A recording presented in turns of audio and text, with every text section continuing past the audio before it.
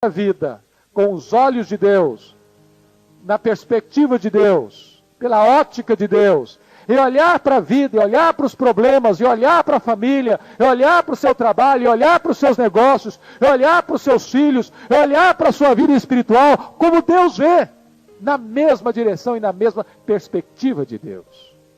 É isso que Paulo está pedindo.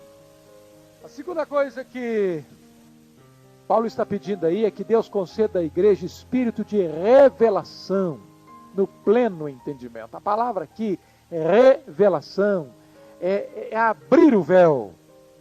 Paulo não está querendo dizer o que muitas pessoas hoje têm ensinado, que você recebe uma revelação direta de Deus, ou nova de Deus, ou inédita de Deus agora, forânea, longe, fora, ou alheia, ou além das Escrituras. Não é isso que Paulo está falando. O que Paulo está orando é para que a cortina do véu, que o véu seja rasgado e que nós possamos entender o que já está revelado, o que nós já temos em Cristo Jesus para nossa riqueza e percepção espiritual.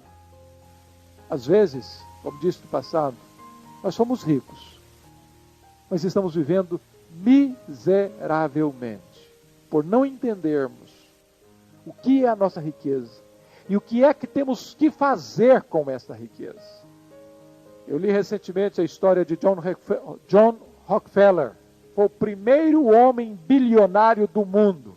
Foi o primeiro homem na história a ter $1 bilhão.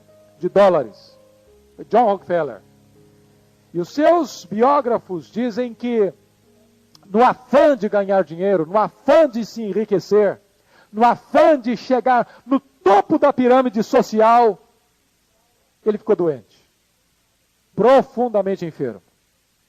E uma doença que atingiu o seu estômago, ao ponto daquele homem não poder comer senão algumas bolachas de água e sal, com meio copo de leite por dia.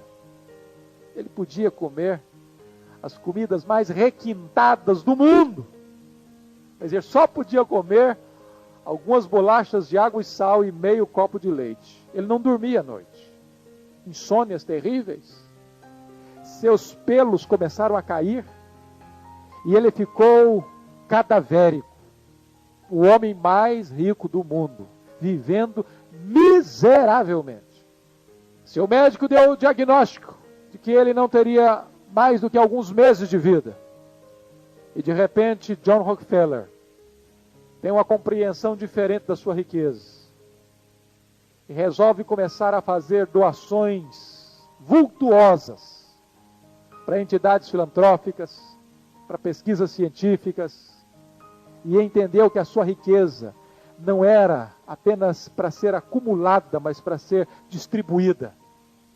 E John Rockefeller não apenas passa a ter uma nova percepção da riqueza, um novo entendimento da riqueza, mas teve a experiência gloriosa de uma cura.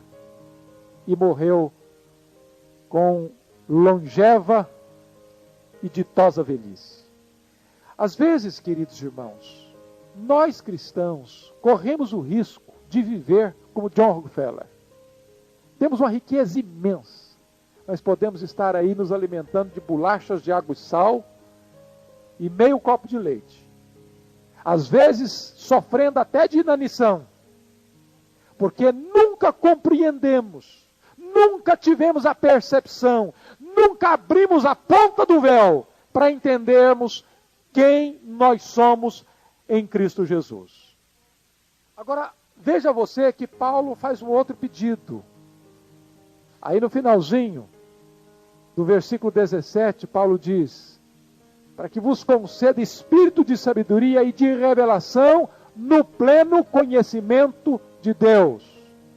Segundo pedido de Paulo, não só de percepção espiritual, mas Paulo pede para que a igreja conheça a Deus de maneira profunda.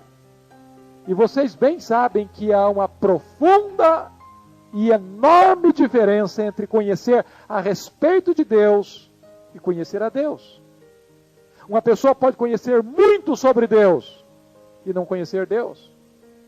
Pode ter muitas informações até corretas acerca de Deus e não ter intimidade com Deus.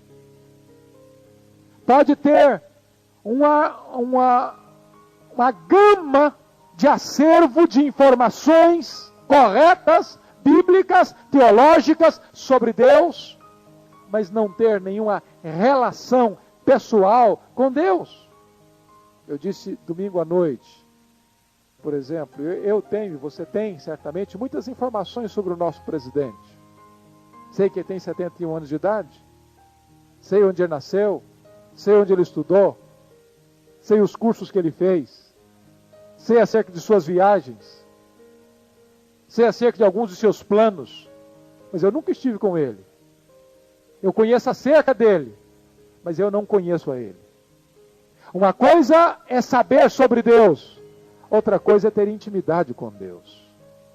O que Paulo está pedindo é que a igreja conheça Deus na intimidade, tenha relacionamento com Deus. O ateu diz que não existe Deus para conhecer. O agnóstico diz, se Deus existe, ele não pode ser conhecido. Mas Paulo pode dizer, como eu vejo aí de vez em quando em para-choque de carro, Deus existe, e eu falei com ele hoje. Paulo podia dizer, Deus existe, e eu o conheci através do seu Filho Jesus Cristo. Uma relação pessoal, uma relação íntima, uma relação de convivência. Se você perceber, conhecer a Deus pessoalmente significa salvação. João 17,3 diz que a vida eterna é isto, conhecer a Deus e a Jesus. Às vezes a gente pensa que vida eterna é uma vida que não acaba mais. Vida eterna é uma qualidade de vida, muito mais do que uma quantidade de vida. Vida eterna é conhecer a Deus. O céu só é céu porque nós vamos estar lá face a face com Deus. Mas o conhecimento progressivo de Deus é santificação. Conheçamos e prossigamos em conhecer o Senhor. Isso leva você à santidade. Mas o conhecimento perfeito de Deus significa glorificação. Paulo diz, agora conhecemos em parte, mas então conheceremos como também somos conhecidos. E quando é que se dará isso? Quando nós estivermos na glória. Então o conhecimento de Deus é a essência da salvação, da santificação e da glorificação. A essência da vida é conhecer a Deus. Agora, se você olhar nesse texto, Paulo está falando aqui, a petição de Paulo centra em 3 coisas muito importantes que a gente precisa saber. Veja você, por favor, versos 18 e 19, onde o Paulo está aqui mostrando as 3 coisas mais importantes que eu e você precisamos saber para entender a nossa riqueza em Jesus. Ele diz assim, iluminados os olhos do vosso coração. E vamos entender aqui coração não como a parte sentimental, mas coração aqui como a centralidade da vida, como a essência do nosso ser. E ele está usando uma linguagem figurada. Ele está dizendo que o coração tem olhos. E esses olhos precisam ser iluminados. É preciso ter luz divina nos nossos olhos, para nós entendermos algumas coisas. E o que é que nós precisamos entender? Primeiro, temos que entender a esperança do nosso chamamento. Paulo está dizendo que o povo que não conhece a Deus não tem esperança no mundo, capítulo 2, verso 12. Mas que o povo de Deus é um povo que tem esperança. E você precisa entender para que é que você foi chamado, de onde você foi chamado, da morte para a vida, das trevas para a luz, da potestade de Satanás para Deus. Tudo isso está nessa carta aos Efésios. Da escravidão para a liberdade. Agora, você foi chamado para quê?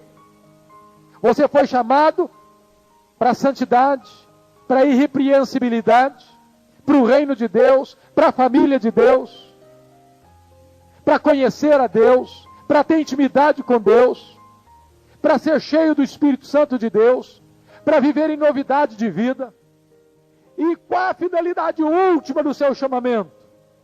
Para que você seja glorificado, para que você esteja assentado com Cristo nas regiões celestes, acima de todo principado e potestade. Então, quando a igreja entende a esperança desse chamado, Para que você foi chamado? Qual a finalidade do seu chamamento? O que Paulo quer que você entenda? Iluminados os olhos do vosso coração, para saberdes, em segundo lugar, da glória da sua herança nos santos. Vamos entender isso aqui. No Salmo 16, Davi diz que Deus é a nossa herança. Não é isso? Deus é o meu quinhão, Deus é a